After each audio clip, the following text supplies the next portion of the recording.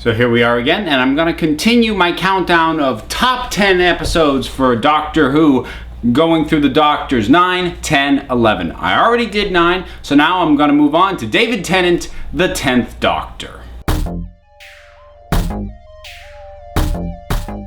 Unlike when I did number 9 in Christopher Eccleston's run, this will actually be a legitimate top 10 because the guy had more than actual 10 stories. Which brings me to the reminder, even though I'm calling this top 10 episodes, what I'm actually doing is top 10 stories because I consider two-parters to be a single story. So with that in mind, number 10, School Reunion. There's two major things, in addition to David Tennant and Billie Piper being very good as usual, that put it up over the top and landed on this list. One is Sarah Jane Smith, and the other is Mr. Finch. The return of Sarah Jane Smith to this series really, in a lot of ways, felt like it legitimized new Doctor Who. This is a good, solid continuation. It was a bit like having Leonard Nimoy show up in the Star Trek reboot. It just added legitimacy, and she was just great to have there, particularly in the way that she kind of had a bit of back and forth with Rose until eventually they just started comparing notes on the Doctor and sort of connected a little bit better. And Anthony Stewart Head as Mr. Finch, I love. I've talked about him before. He's one of my favorite one-off villains. He's got a weight and a gravitas, and he really feels like he is the Doctor's equal because he has that weight to his words that a lot of villains just don't have. Which also shows how good Tennant was very early on in this role, because this is still pretty early into his run, but he is able to step up to the inherent weight that Anthony Stewart Head is bringing to the proceedings. Throwing in K9 on top of that it's just icing on the cake.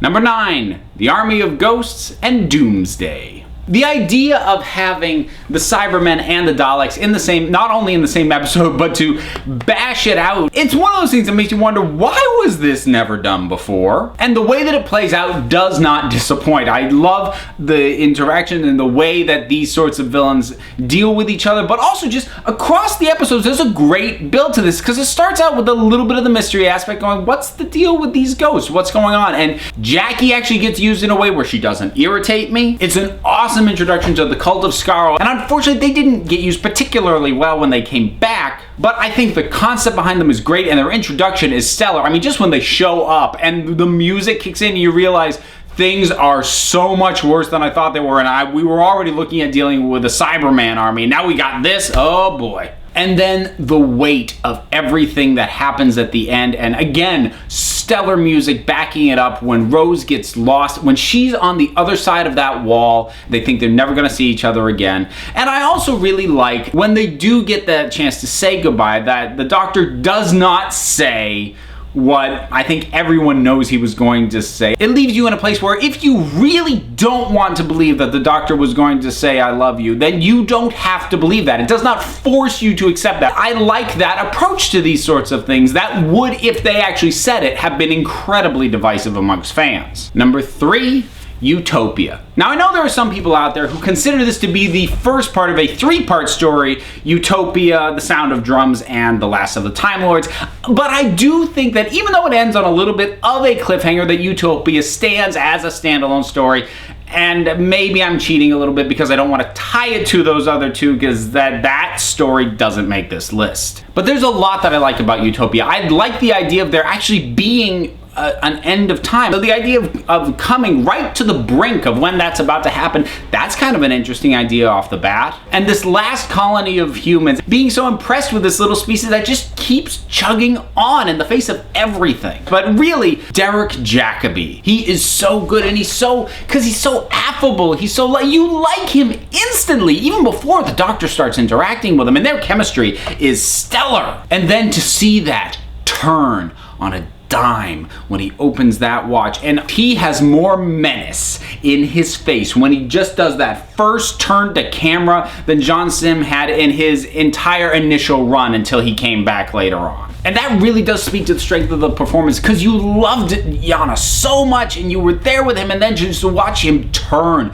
and go that vicious, it was great. And I really wish that we could have gotten more time with him playing that part. I also like the return of Captain Jack Harkness, because Captain Jack Harkness, as dour as he is on Torchwood, is always so much fun here. I especially like it when Jack is sort of working on the, I forget what they are, they're couplings or something, in the room that would have killed anybody else, and the Doctor's just talking to him through the wall. do you want to die? And Jack's kind of dancing around the issue. It's a great interaction. It's a great moment. The build to the reveal and the return of the Master was just so masterfully executed in this episode. And I think it's a strong episode even before that happens, but that really is what puts it up and over the top. Number 7, The End of Time. Now, I mentioned I was not a huge fan of John Simm's initial portrayal of the Master, but when he comes back in this one, he works so much better for me, because I think the Master in general, in pretty much every incarnation except his original one as Roger Delgado, has always worked best when he's unhinged and unpredictable. So that right off the bat, really strong foundation on this thing. And then we have the return of Wilfred Mott. Now, if you remember my companions ranking, he came in at number 2. I love him and David Tennant. I love him being with the Doctor. I love him being in the TARDIS. I love the two of them sitting down and talking while they're on the spaceship and looking down on the Earth. I love Will. Their chemistry with him being so physically old, but still being kind of wily and mischievous. But then the Doctor being physically young, but just the weight of age on him. That contrast is wonderfully played. I was impressed at how well bringing Donna back but not actually integrating her into the story that heavily actually works. That shouldn't have worked. It should have been annoying to have her back but have her not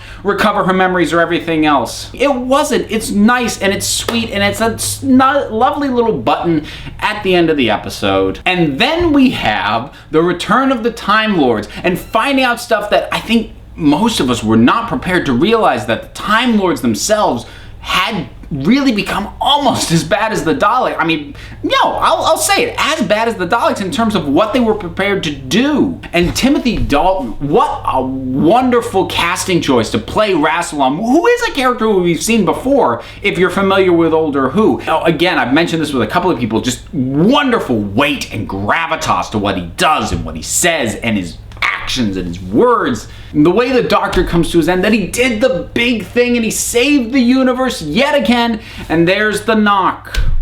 That 4 knocks, and then when he realizes that he's not going to die saving the universe, he's going to die saving one old man.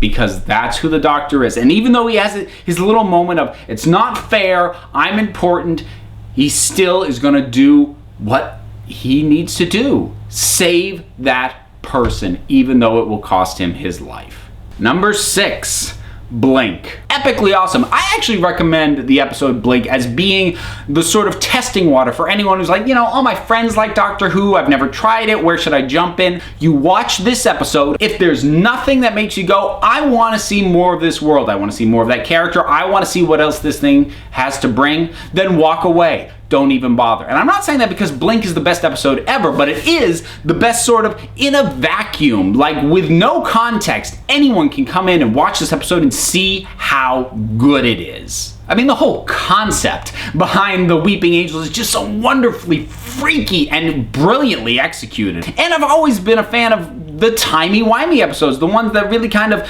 play with the fact that the Doctor is a time traveler, which makes his life a little bit weird sometimes. So I like stories that mess with that, and this one messes with that very well, but in a way that's still understandable and never feels like a cheat. It's an example of using the Doctor himself very sparingly, but still feeling his weight and his importance throughout the entire episode. And Sally Sparrow is a great character. She's a wonderful one-off character. She really does everything that she needs, because we needed her for this story specifically, and she works perfectly. This episode just has pretty much everything that you love about Doctor Who. It's funny, it's tense, it's mind-bending in a way that you can still manage to follow, it's scary, it's the whole package. And yet, only made number 6 on that list, so we do have some pretty heavy hitters coming up. Going to number 5, Midnight. Now, I've talked about this episode somewhat before when I did my top 10 one-off villains, and I talked about the Midnight entity. I love this thing, and I have to just call it a thing because we still don't know what it is, and I hope we never ever find out, because that's what makes it terrifying. This thing that just takes over this woman. We don't know what it wants. We don't know how it operates. We just know that it's winning. The way this episode ratchets up tension at steady intervals is just staggering. This thing will have you at the edge of your seat, gripping the arms of the chair, your own knees, whatever. Your knuckles are gonna be white as this thing continues, and I love that. And it's got a really good supporting cast as well. All the other characters feel pretty fleshed out, as the way they do in really good Doctor Who episodes, because Doctor Who can have a staggeringly great supporting cast beyond the companions when it's done well, and this is definitely a case where it is done well. Intriguing setup, tense build-up, wonderful execution. This is a great episode. Number 4, The Girl in the Fireplace. Yes, I can be a sucker. I can be sentimental. I like the idea of someone who just meets the Doctor at these quite distant points in her life, but at the same time just gets him. I mean, the idea of children meeting the Doctor is always nice. I mean, I would never want him to have a child companion. I don't think that would work. That would get old very quick. But I love how well and how quickly sort of children get him. Even a child who's out of time and like completely should not be in his league at all, they just get him. And then as, of course, she meets him again in older age, she's coming to appreciate him on a whole other level and in a whole new way. The Clockwork Droids are also an interesting little quirky idea. They're not particularly scary or intimidating, but they look really cool, and they do get the job done. And as great as the core story is, and as wonderful as the chemistry is between the Doctor and Madame de Pompadour, I also got to bring up what goes on between Mickey and Rose back on the ship. That works really well too, because Mickey coming on board the TARDIS was something I was really skeptical about when I realized it was going to happen, but it shows the chemistry between the two of them, which I think was actually really important, because we'd seen Mickey as Rose's boyfriend for a while, but it never really felt like we understood why they were together. But you see how much fun the two of them have and how excited they are to explore the ship on their own. You get the feel of why they ended up together in the first place. And as often is the case with the more sentimental episodes, this is also quite sad by the end. And if you're invested, as I know I was when I watched it, you are going to get a little bit choked up at the end. It's a sweet episode. It's a clever episode. The only regret I have, I wish he'd kept the horse. Now, as we get into this top 3, I need to say this. I had a horrible time figuring out the ranking. I kept switching them around, going back and forth, but I know that these are my top 3, and I had to put them in some kind of order, so this is what it's going to end up being. So number 3, Human Nature and the Family of Blood. This episode basically has a 1-2 punch of fantastic elements going for it. I mean, there's a ton of fantastics, but the big one just being the Doctor is human, which again is an idea that should be dumb. This should not work, but is so wonderfully executed because the character of John Smith, you feel like you understand him, but he's just slightly off from how the Doctor would be to really make him intriguing, make him feel like his own entity. And then the Family of Blood, who made my best villains ranking when it came to one-time villains. Wonderful, creepy, intriguing, dangerous. And I also really like the love interest in this, which is honestly a really weird thing for me to say because I don't like romantic subplots. But here's the thing, it's not a subplot in this. It's absolutely central to the story and to the conflict that John Smith goes through. And it makes the Doctor coming back have that tinge of melancholy and you feel a little bit bad about it. And Jessica Hines as Joan Redford is just wonderful, and her chemistry with David Tennant is fantastic. And now, even though I said when you lose John Smith, you feel a little bit bad because it does feel like a death. When the Doctor comes back and you realize he's back, that is one of the wonderful all-time triumphant moments of this show. But then at the same time, to almost immediately undercut it with the way that he punishes the Family of Blood for their pursuit of him. It's a dark place, and you know, it got paid off further because it got explored more in some of the later episodes. So moving along to number 2, The Impossible Planet and the Satan Pit. Now this one honestly is slightly a nostalgic choice because the Satan Pit was the first episode of Doctor Who I ever paid attention to. I'm not going to say it's the first one I ever saw, but it's the first one I ever stopped what I was doing and went, this is a high-level, high-stakes horror story, which you don't see a lot of. Generally, for horror stories to work, they need to be very small, very intimate. They need to feel like it's happening sort of right over your shoulder. Dealing with huger implications with things like the devil, generally these horror stories tend to fall apart because they get a little bit too grand and a little bit too fantasy. This one still works, I think, as a horror story. And it's got that same quality that I mentioned in Midnight, which is that the supporting cast feels very genuine. I was actually really surprised when I went back and caught up on this that none of those characters had been in the series up to that point, because they felt really lived in and their interaction was great, and it felt like the kind of chemistry the characters would have who've been around each other for a long time. And the music is really wonderful. The music in this episode, in The Impossible Planet especially, is unlike almost anything else that Murray Gold has ever composed for this show. It's just so melancholy and so lonely. It sounds almost more like music from Firefly. You know, the space equivalent of the desert feel to it. That just helps the atmosphere all the more. And the way this thing builds, I mean, great pacing has been a hallmark of this top 10 list. And again, wonderful pacing to a really excellent climax. And it's hard to pay off a story of where you confront the devil and have it work properly. And I will grant that once he gets his hand on the TARDIS, it basically just becomes a magic button that allows him to save everybody. Maybe that's the one reason it does fall short of my top choice. Which does bring me to my number one pick, Cylons in the Library and the Forest of the Dead. Now, if you have been following my rankings on Doctor Who, this one should not come as a huge surprise, because first of all, I love Donna. She is my favorite companion. Bonus, we've also got the introduction of Dr. Riversong, who I like. Again, I know not everybody does, but I like Riversong, and I loved her introduction. Again, I mentioned already, I like the timey-wimey stories. I like when things happen to the Doctor somewhat out of order. And for him to meet someone who is gonna end up being so important and so vital to his life, and the first time he meets her is the time that she dies.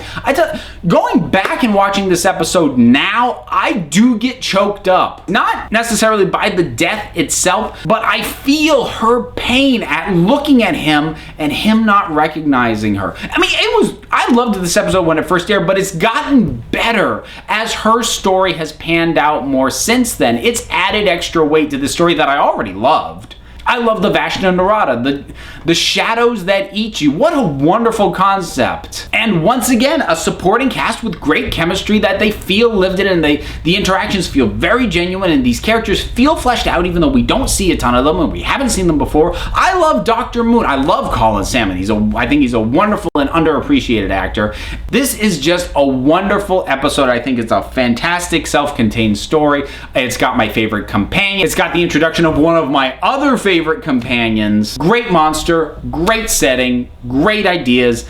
It's my personal favorite David Tennant 10th Doctor story. But as I said, I would not be shocked at all if other people's top 10 rankings are completely different than mine. And in fact, I'm sure some of you have already started writing your angry comments about why I'm an idiot and what your ranking is. So, whatever is your personal favorite David Tennant Doctor Who story, drop it on down in the comments, or give me a top 10 list for David Tennant if you feel up for that. Whatever it is, drop it down in the comments and let's talk about it. Until next time, this council is adjourned.